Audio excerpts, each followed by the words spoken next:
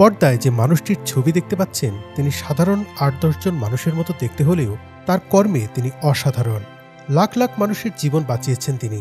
আর যিনি এত মানুষের জীবন রক্ষা করেন তিনিই তো আসল নায়ক। এই চ্যানেলে আমরা পর্দার নায়কদের নিয়ে আলোচনা করলেও আজ হাজির হয়েছি একজন বাস্তব জীবনের নায়ককে নিয়ে।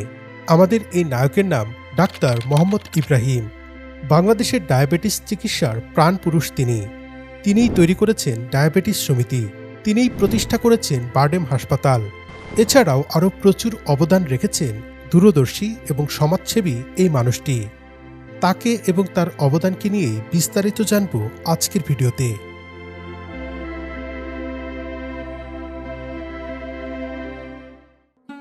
স্বাস্থ্য অধিদপ্তরের প্রকাশিত তথ্য থেকে জানা যায় ২০২৩ সাল পর্যন্ত বাংলাদেশের ডায়াবেটিস আক্রান্ত রোগীর সংখ্যা ছিল প্রায় ১,৩১,০০,০০০।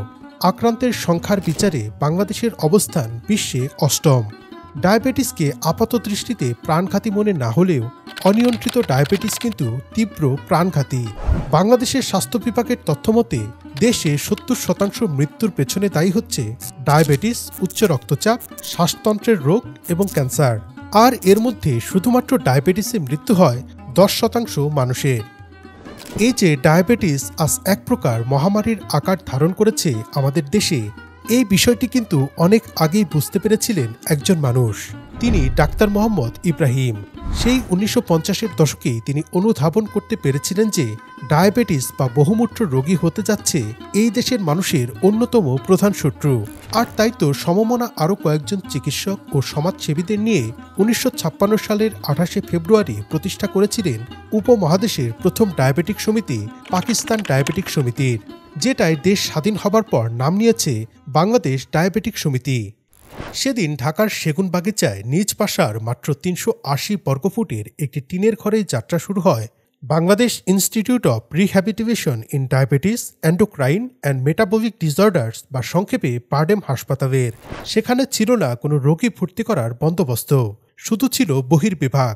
এরও ১৩ বছর পর ১৯৭০ সালে বহির্বিভাগে কয়েকটি বিছানা যুক্ত করে তৈরি করা হয় রোগী ভর্তি করার ব্যবস্থাও। তিনি কোনো ডায়াবেটিস রোগী দেখে কোনো ফি নিতেন না।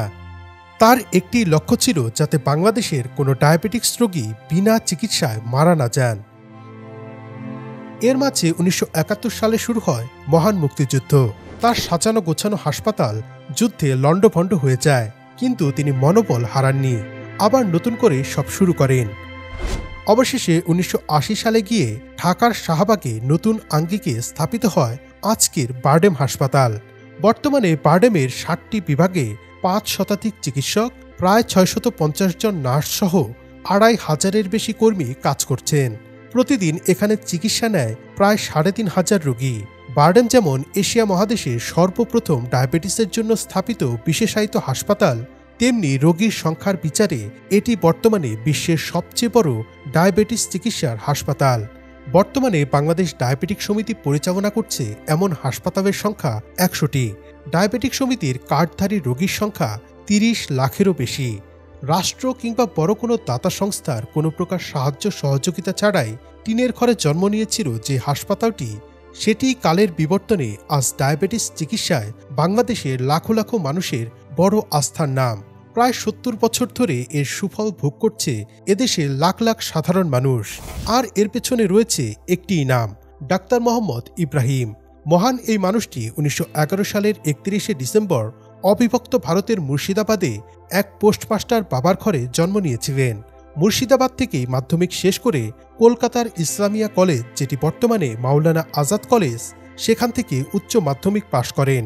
এরপর ১৯৩৮ সালে কলকাতা মেডিকেল কলেজ থেকে MBBS পাশ করে কলকাতা মেডিকেল কলেজ হাসপাতালেই একজন চিকিৎসক হিসেবে কর্মজীবন শুরু করেন এবং ১৯৪৭ সালের দেশভাগ পর্যন্ত সেখানেই চাকরি করেন তিনি।